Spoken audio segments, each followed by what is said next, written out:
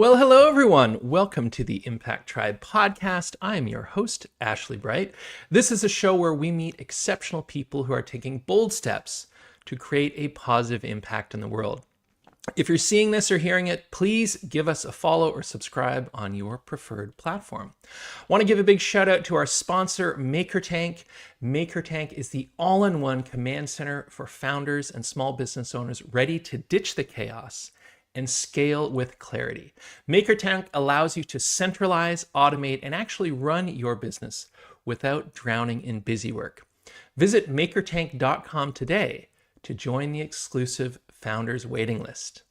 All right, let's get to my guest. I'm very excited. Today's guest is a visionary leader working to strengthen the backbone of our democracy. What I'm talking about is local journalism.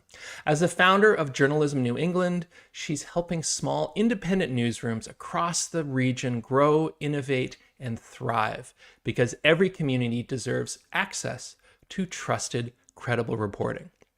Her career spans journalism, nonprofit leadership, and media transformation, from launching the National Fund for Independent Journalism to creating new pathways for underrepresented storytellers through the Fellowship for the Future of Journalism.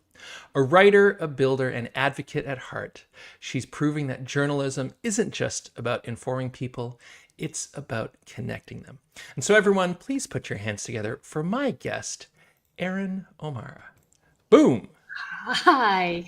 Thank you so much for having me. And what a wonderful introduction. I feel like I could end my day right there, and it can't get any better. Well, you have accomplished all these things, so you have to own them. You have to stand in that glow, that light. Yes. That's wonderful. Thank you so much for being here. How is your? I was going to say morning, but we're into afternoon there. We're into afternoon. It's a beautiful day here. Sun's out. Really Excellent. can't ask for any more. Wonderful, wonderful. Well, I know that you've been busy because you have just, well, I don't know how just, but pretty recently launched your new venture. And so why don't you give us a little sort of snapshot into what that is, and then maybe we can dovetail into, or maybe you want to do this first, the reason for it and the backstory there, because let's face it, journalism is in a challenging place, probably like never before. So I feel like there's a lot to unpack here.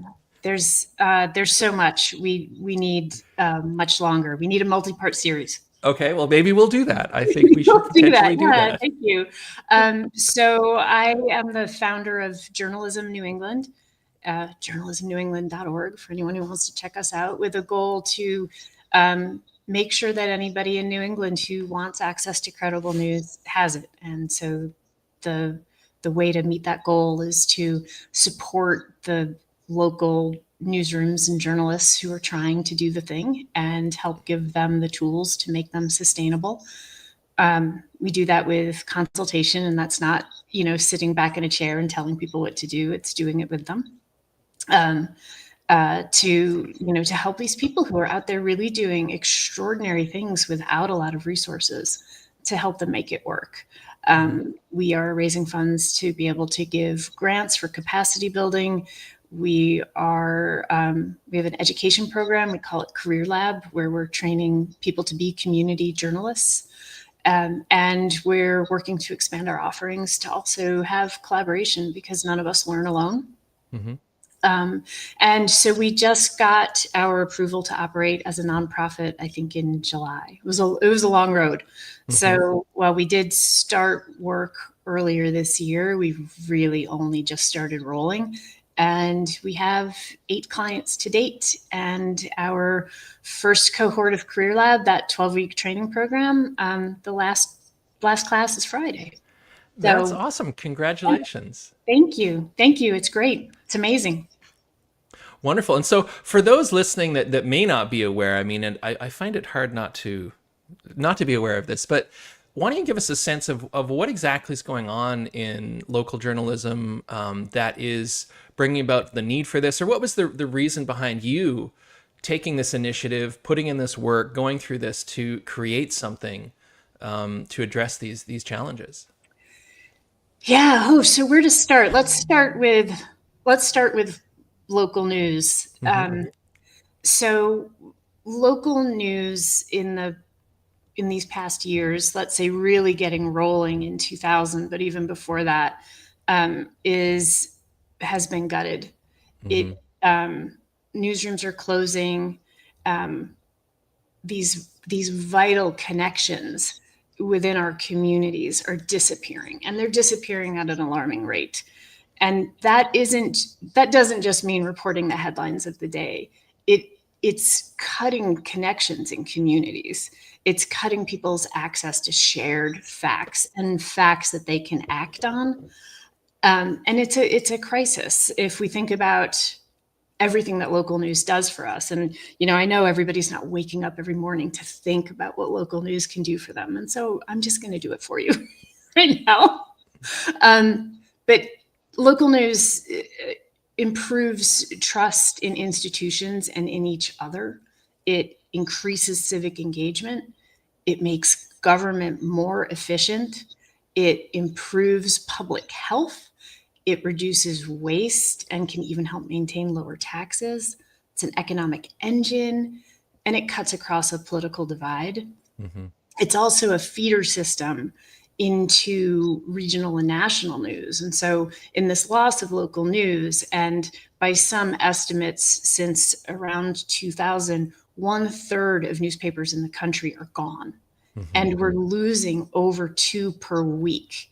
So this isn't a problem that's slowing down, right? There's a lot of momentum that's destroying this fabric.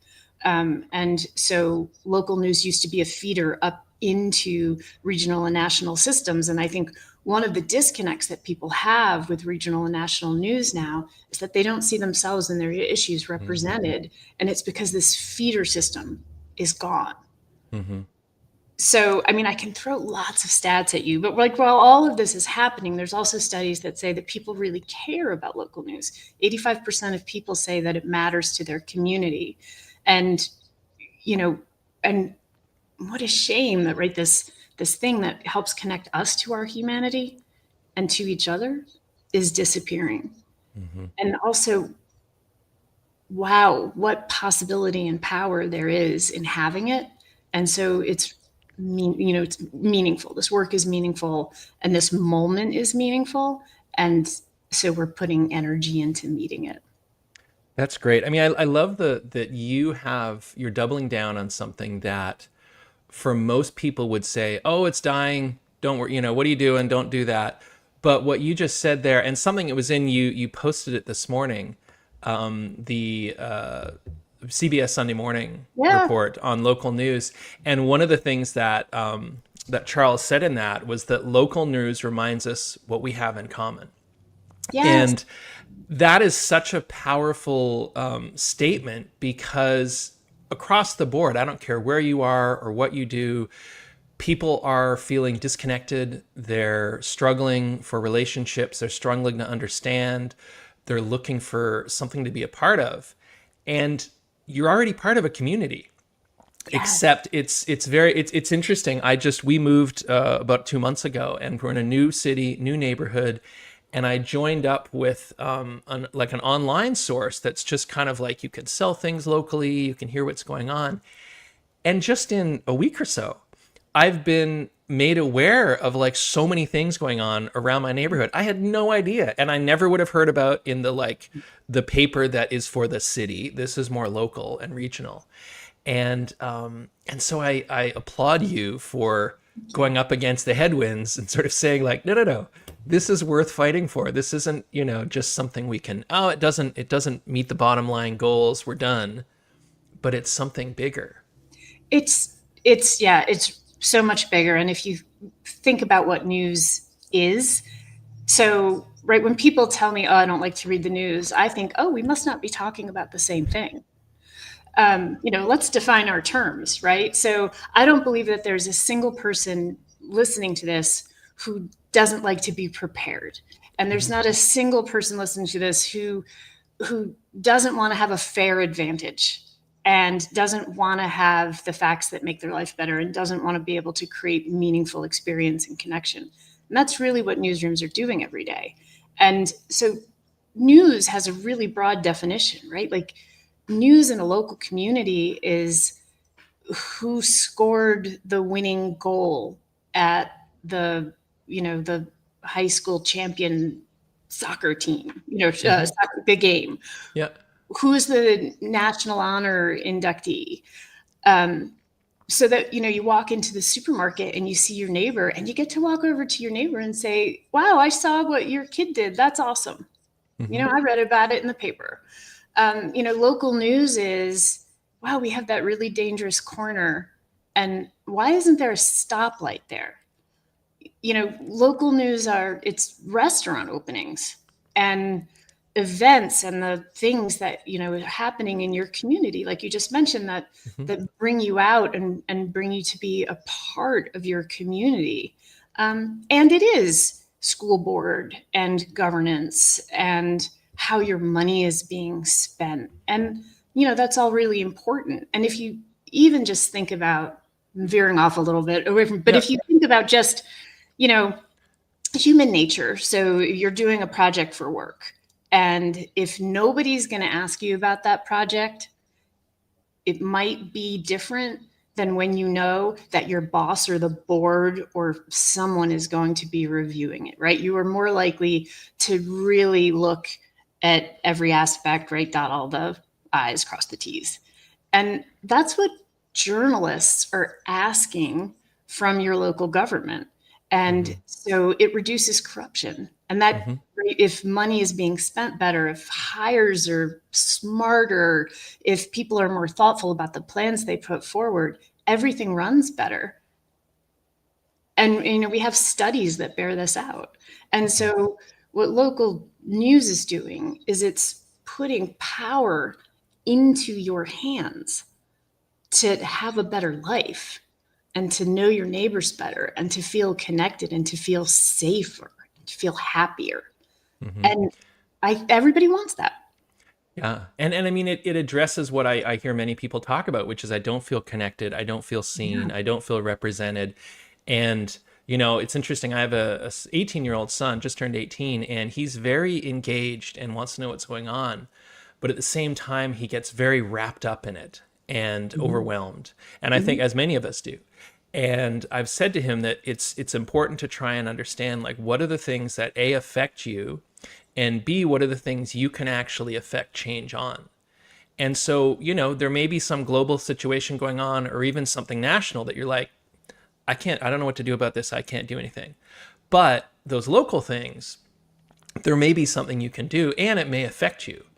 And having that personal connection to it is so valuable. Yeah. And I'm thinking about all these, like when I was a kid, you'd get the local paper. I was in the paper once, I got a picture of me in the paper, and there's something exciting about that. Yes. And wow. So I mean, you're on something of an uphill battle to a Yeah. certain extent. I mean, depending on your goals. I mean, the goal is really, I think, to bring attention to it, help facilitate people to be able to do it and learn about it and that kind of Mhm. thing. And so I'm curious, I mentioned in the intro, your background, like Mhm. what are the things that have led you to want to do this? I mean, obviously it's a big challenge starting anything new, but Yeah. doing it in an environment where there's a lot of factors involved, there's a lot of chaos. Yeah. I'm curious, like what's your background and kind of what led you to this? Yeah. So my background was always in media. My first job was with well, it was then Straight Arrow Publishers, which is the publisher of Rolling Stone. Mm-hmm. And then I built my job or built my career in media. And I started at the decline, right? Mm. Every job that I had, I would show up and somebody would say, "Oh, you should have been here X years ago when, Uh-huh. we had more money, right? When we could do all these cool things." But what I found in that is that there's challenge and there Mm-hmm. is possibility. We're in a moment of profound change, and our lives have been marked by profound change. And so that just opens up possibility. We just have to think about what it is. So I always defined my job really broadly so that I could learn and grow, and continued to build my career in media. And then I I was recruited to join a startup consulting company that was specializing in turnaround of Mm-hmm. distressed media properties. And so I got some consulting experience, some great consulting experience, and management experience, and experience in building something from scratch. And then I was recruited to join the Nation magazine as their president. And so I was helping run a national media outlet. Um, while I was there, saw an opportunity, like realizing opportunities can come in all sorts of places, but to change the corporate structure. And so I spun off a nonprofit, the Nation Fund for Independent Journalism, to bring educational initiatives into a structure that would allow them a better chance to grow, and more impact. And out of that, saw the opportunity to lean in to that mission and expand to a new fellowship for high school students, and that's the Fellowship for the Future of Journalism.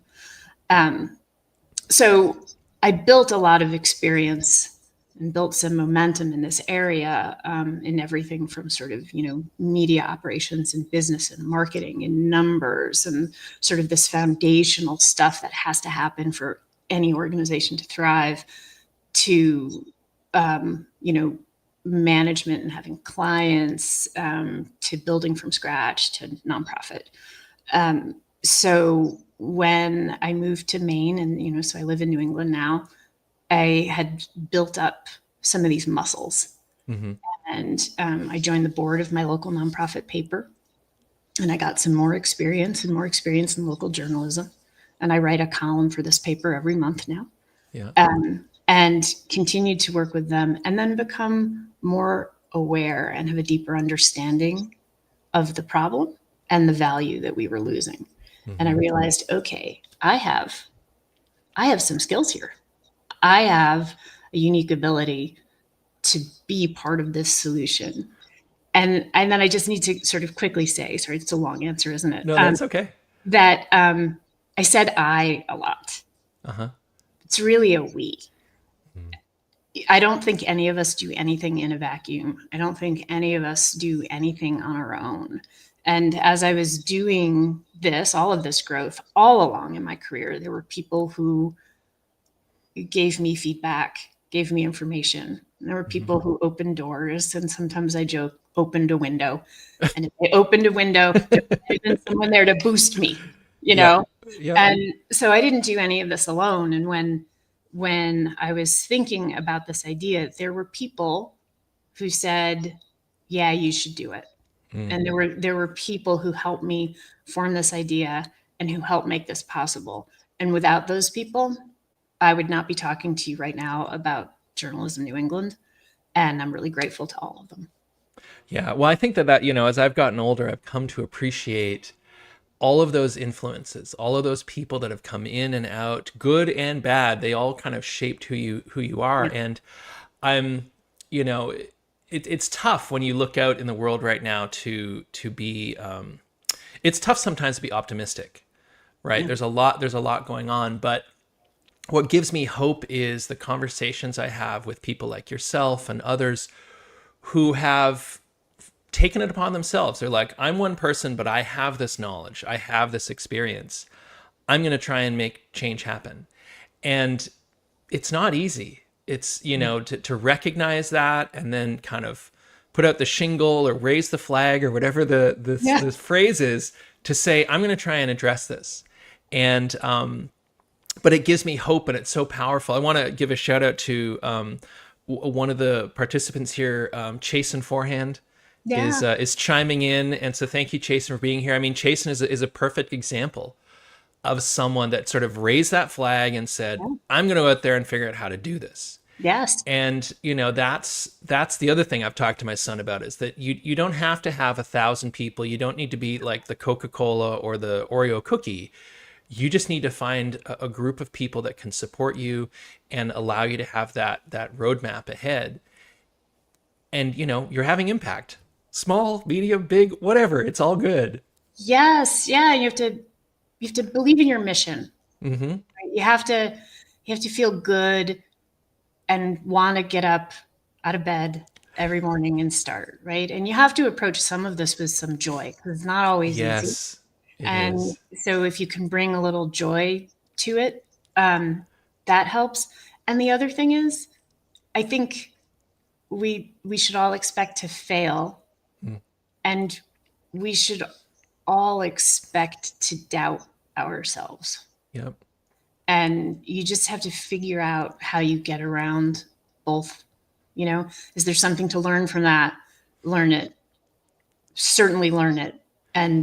and move on. And there are, I would say, the majority of mornings that I look at a project in front of me and I say, oh my God, this is bigger than I am.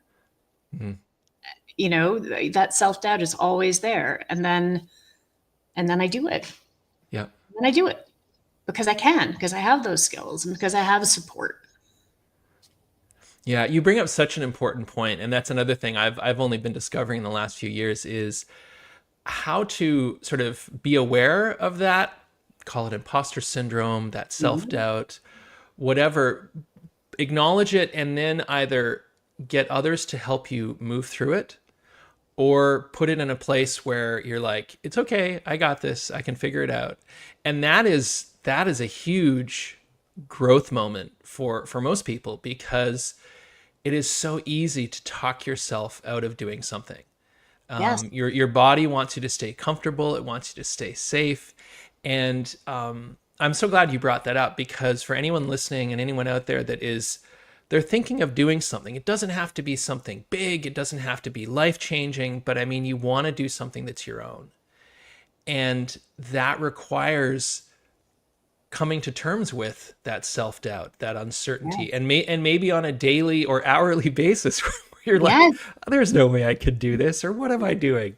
Yes. And realizing that it's, hey, you're gonna do it, you're gonna figure it out, and one of the things I always talk about because my background, I work with people that are getting on stage, they're speaking to large groups, and there's obviously intimidation and fear there. Is I always try to get them to shift their mindset that it's not about you, it's about the value that you're trying to bring to those listeners. Yeah. And that to me always helps reframe it. So I'm less about like, oh my God, they're gonna judge me, I'm gonna do something wrong, and rather like, no, no, no, I'm here to try and inform, help, engage, whatever. And it just absolutely, I think, puts it in a different place and Yes. allows you to move forward. And you touched on another thing that I want to bring up, which is learning from failure. Yeah. This idea that we're going to be perfect all the time. I tell my 15-year-old, I'm like, it's not going to be perfect all the time. You got to you got to struggle, you got to work, you got to practice. And I think that's a fundamental challenge, especially I think for young people. But I count myself in that. There's this instant gratification world we live in. And this Yeah. idea that like, no, no, no, it's going to take some time. It's going to take some work. You're probably going to mess this up a few times. Yeah. Yes. And learn from it. And I'm a work in progress on all of this. So, I'm saying, yes, you're going to fail and you should learn from it. I have to remind myself of that. I'm wired to see in greater relief what I haven't done than to Mm-hmm. see what I have.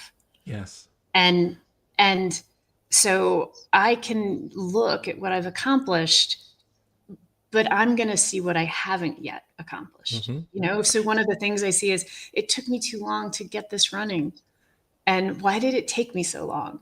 And I just have to remind myself, well, it took the time it took. Mm-hmm. And but I did it, and look where I am now.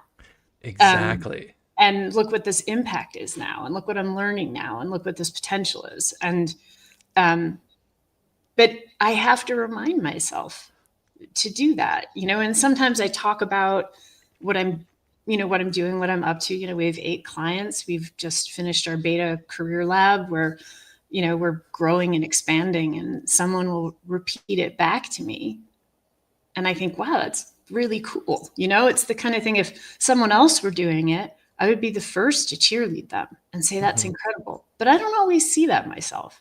Yeah. And so I have to remind myself in work. And so, I think that's the self-doubt is insidious. I think it shows up in a lot of different ways. Sometimes it's instructive, you should listen. Mm-hmm. Um, but but it's not in charge. Yeah. I named my self-doubt Irene, and so I can say, come on, Irene. Um, yeah. And, but, you know, she's always going to be with me. So I just have to figure out, well, how do I take the good message in the doubt, Yeah. and how do I put the rest away and keep going?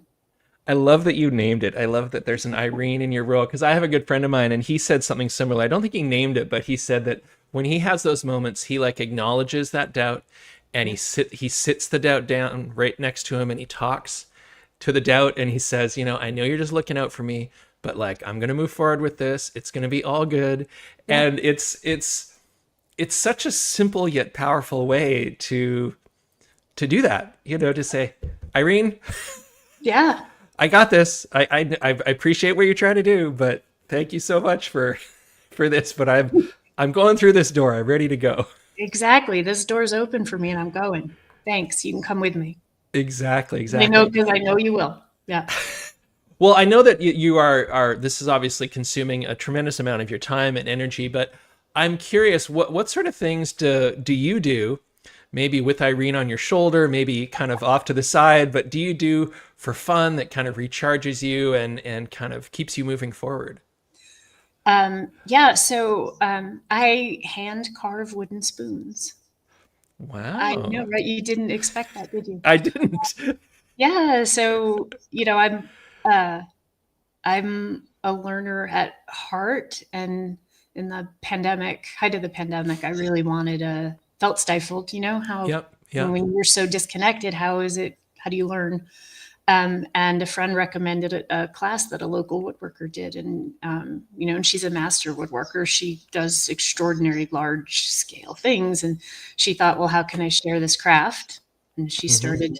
she started teaching people how to do this, and I joined those class, and then I took another, and then I took another, and then I took another, and you know, and I've now been lucky enough to be invited into this extraordinary community of people who hand carve, and it's great fun. It's great fun, and it feels really good. And I've given every single one away.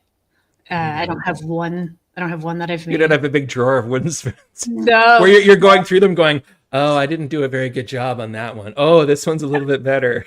I And know. Irene's going, that one's terrible. Look how crooked it is.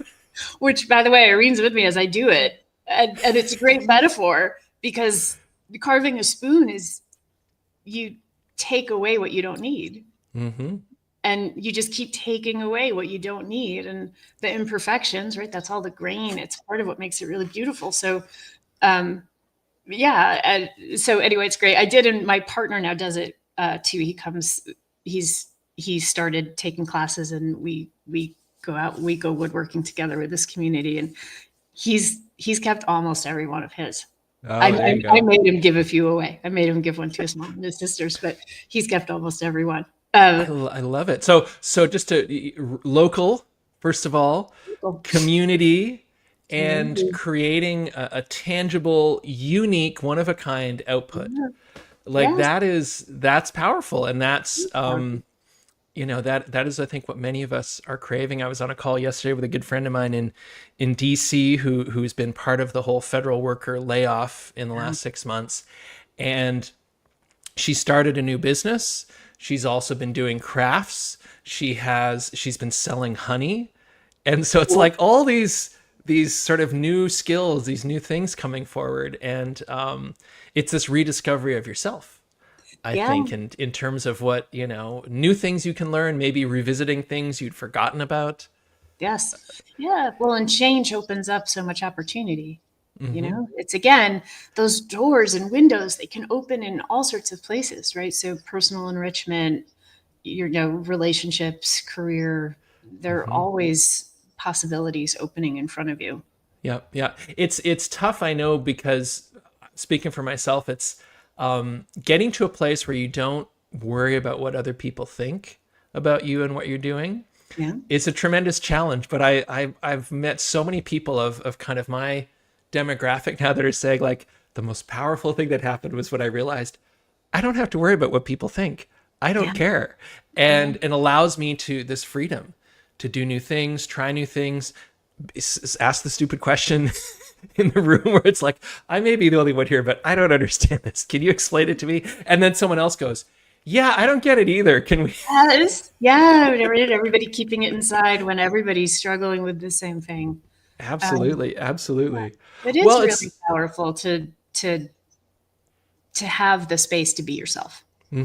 absolutely. And then I love that you are taking all of that, taking that potential uncertainty and doubt, flipping it around, and not only crafting spoons that are being given away, but you are creating opportunities for voice, for building community through your different programs.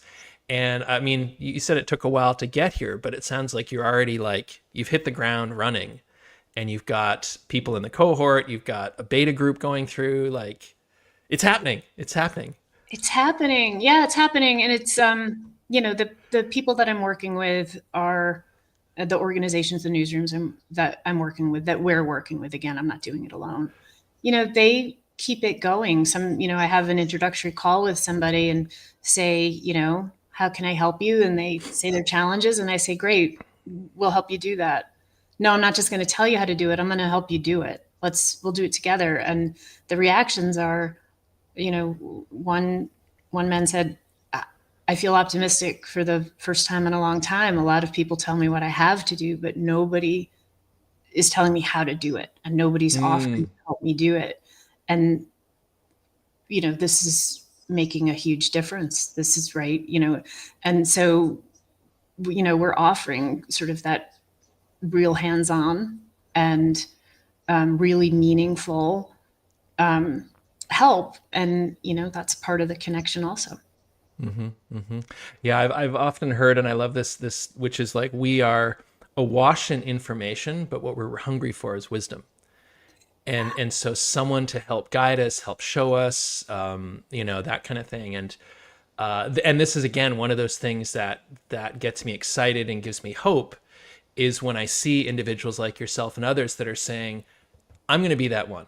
I'm going to help provide guidance, provide coaching, provide insight, provide a helping hand. And even if it's just one person that goes, thank you, this really helped. And Yeah, that, let's get back to it. That is community. That's one to one, that is, helping someone overcome a challenge, learn something new. yeah, that's community. The weight on some of these newsrooms is so heavy, and a lot of these newsrooms are single person, or very, very scant staff. Hmm, hmm. And the weight of the responsibility and all the things somebody has to do. So all the entrepreneurs out there know how many things they have to do to keep their business running, no matter what it is. Hmm.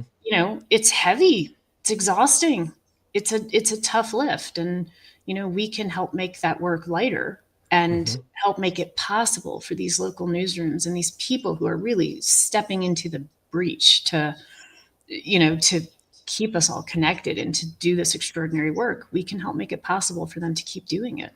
Yes, yes. Well, I'm so excited for what you're doing, and I give you, kudos for channeling all of that life experience into something that is truly benefiting people and helping change the conversation. And so thank you and congratulations. Oh, well, thank you. And I really mean thank you, because what you're doing is very much part of a community ecosystem, and part of a system that has helped bringing wisdom to so many. I really am so honored to be here, and have really enjoyed your podcast. So thank you. Well, thank you so much. And so before we go, is there, if people want to learn more about what you're up to, what would be the best way for them to find that out or support you in what you're doing? Yeah, so our website is journalismnewengland.org, all spelled out. I am on LinkedIn, and if you want to reach out to me via email, it's Erin, Erin, at journalismnewengland.org. And I'm, happy to talk to anybody. Would love to hear what's on people's minds. That is excellent. And I will put all of the contact info in the various things that I'm going to post following this. But I want to thank you again, Erin, for being here and for the work you're doing. And thank you so much for sharing. Oh, thank you. Thank you for having me. This has been a lot of fun. Of course, of course. All right. So thank you. I want to also thank some of the people that chimed in here. Chasen Forehand, Carlos Abrigo.